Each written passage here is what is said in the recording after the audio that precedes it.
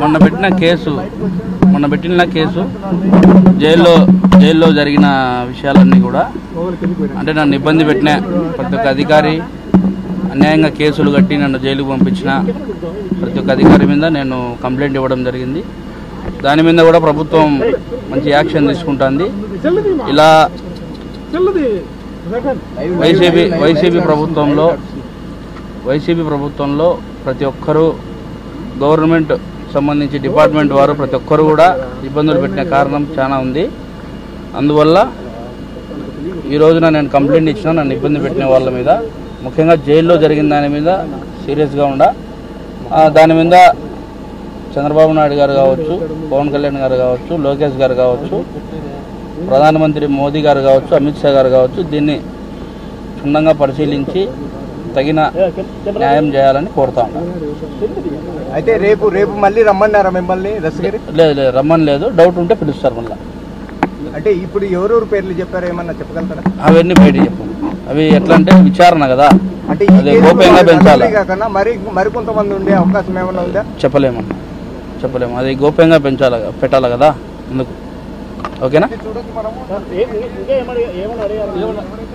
అడగడం అంటే అదే ఎట్లా జరిగింది, ఎవరు వచ్చినారు, ఎవరు బెదిరించారు అనేది అడిగినారు, దానికి చెప్పినాము. అంటే మొత్తం అది గోప్యంగా పెట్టాలా, విచారం జరుగుతుంది కాబట్టి దీంట్లో డిస్టర్బ్ ఏం చేయదలుచుకోలేదు.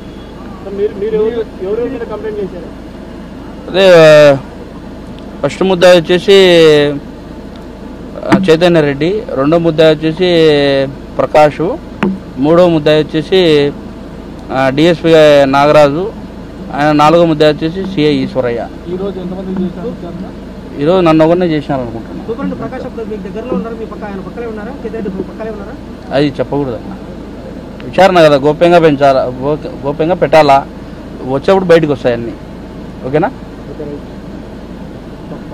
ఈ కేసు మీద మీకు న్యాయం జరిగింది అనుకుంటారా? ఖచ్చితంగా జరగాల్సిందే, జరుగుతుంది కూడా, దాంట్లో డౌట్ లేదు. ఎందుకంటే ఈ యొక్క కేసు టీడీపీ గవర్నమెంట్కు సవాల్ అది. ఎందుకంటే ఒకప్పుడు టీడీపీ హయాంలోనే మర్డర్ చేయించి జగన్మోహన్ రెడ్డి టీడీపీ మీద నెట్టినాడు. నారాసుర రక్త చరిత్ర అని చెప్పి పెద్దది ఒక పేపర్ వేయించి పెద్దది ఆయన చేతిలో కత్తి పెట్టించి ఇది చేసినాడు. ఆ వాస్తవాలు బయటకు వచ్చినాయి.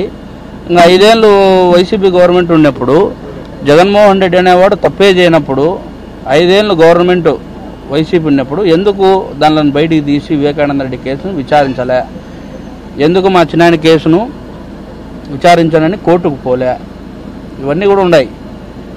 అందువల్ల ఎవరు చేసినారు, ఎవరు చేయించినారు అనేది క్లారిటీగా ప్రజలకు తెలుసు, అందరికీ తెలుసు, మీ మీడియా మిత్రులకు అందరికీ తెలుసు.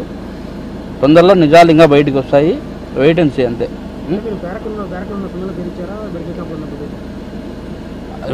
చెప్తామన్నా, తొందరలో బయటకు వస్తాయి, ఏం దాచిపెట్టుకునేది ఏమి ఉండదు. ఈ కేసులోనే ఇప్పుడు న్యాయం 100% జరుగుతుంది, దాంట్లో ఎటువంటి డౌట్ లేదు. న్యాయం జరుగుతుంది. అందరూ టీడీపీకి సంబంధించిన కూటమి ప్రభుత్వానికి సంబంధించిన పెద్దలందరూ కూడా దీని మీద దృష్టి పెట్టినారు. ఇప్పుడు స్టార్ట్ అయింది, ఎండ్ కార్డు పడుతుంది తొందరలో. ఓకేనా? మరిన్ని వీడియోస్ కోసం ఛానల్ ని సబ్స్క్రైబ్ చేయండి. లేటెస్ట్ అప్డేట్స్ కోసం వాట్సాప్ ఛానల్ ని ఫాలో అవ్వండి. ఆ లింక్ డిస్క్రిప్షన్ లో ఉంది.